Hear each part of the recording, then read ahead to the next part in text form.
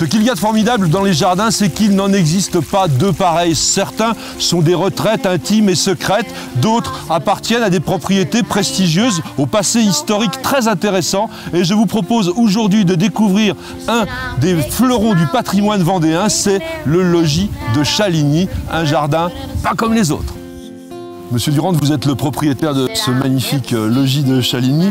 C'est une propriété historique, elle date de quand? Alors ce sont des bâtiments qui ont été réunis en 1639 et qui datent du 15e, 16e siècle.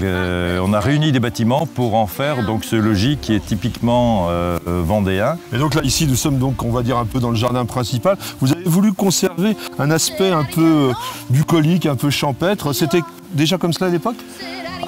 Oui, certainement. J'ai retrouvé des écrits tout à fait intéressants qui datent du XVIe siècle où on parle de maison des champs. Alors ça, c'est une appellation qui m'a vraiment beaucoup plu et qui vraiment correspond tout à fait à l'esprit de cette maison. Et donc là, vous avez fait un tapis de fleurs sauvages que vous semez chaque année. Voilà.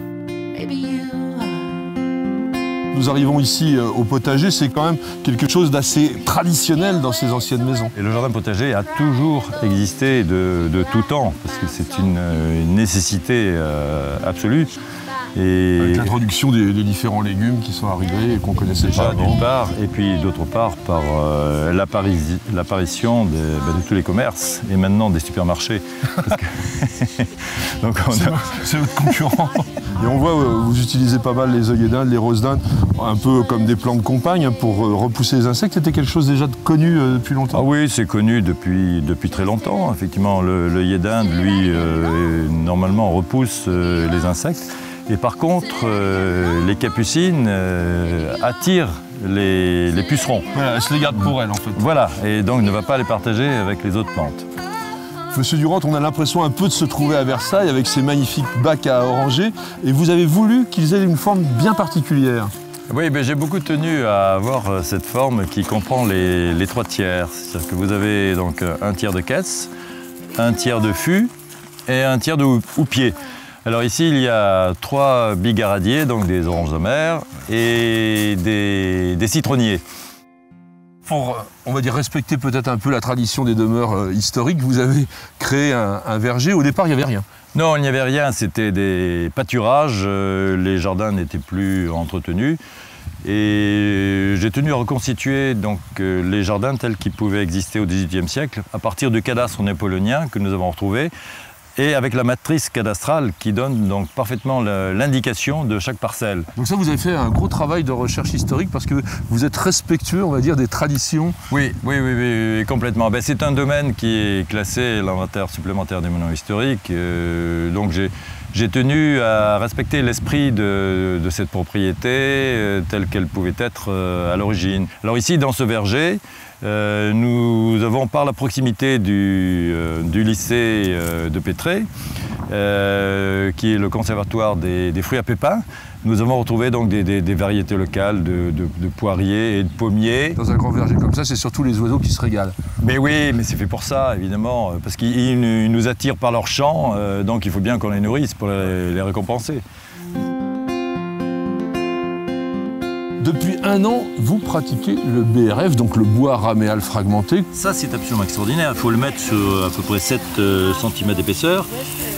Donc c'est très fin, c'est beaucoup mieux que les écorces parce que vous voyez, c'est un tout petit broyat d'extrémité de branche. Et alors ça a plusieurs vertus, donc désherbage déjà, et au pied des arbres, ça c'est vraiment très appréciable, et dans les plates-bandes aussi, ça fonctionne très bien. Ça maintient l'humidité, donc on arrose beaucoup moins. Ici par exemple le verger, on n'arrose jamais. Vous avez conçu vous-même cette magnifique pergola parce que vous êtes d'origine méditerranéenne et vous vouliez une treille.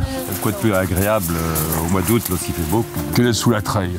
Voilà. Et là vous me dites, vous traitez pratiquement pas votre jardin et donc vous avez réussi à trouver des variétés de vignes qui sont résistantes aux maladies. Tout à fait. Alors je n'ai pas eu à aller bien loin puisque j'ai retrouvé sur la façade de la maison une vigne, c'est du Baco. J'ai fait beaucoup de boutures et voilà ce que ça a donné.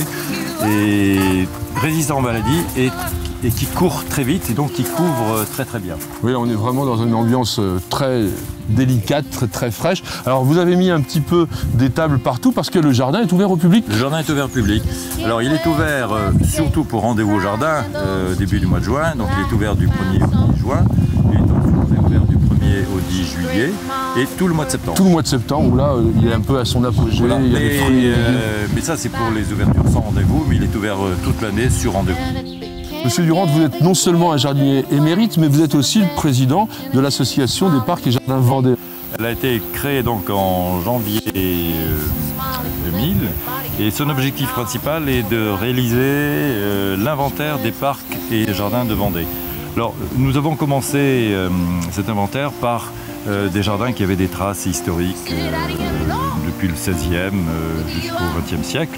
Et nous avons trouvé effectivement énormément de jardins spécifiques de chaque époque. Il y a des merveilles inconnues en Vendée en fait. Totalement. Et notre objectif c'est de faire découvrir ce patrimoine aux Vendéens. Et nous sollicitons chaque année de nouveaux propriétaires pour pouvoir ouvrir leur jardin. Donc si vous possédez en Vendée une propriété un petit peu secrète que vous voulez faire partager, rejoignez l'association, vous ne le regretterez pas. Vous avez aimé notre émission? Alors rejoignez notre communauté de passionnés de plantes et de jardins en vous abonnant à notre newsletter sur Nos Jardins TV.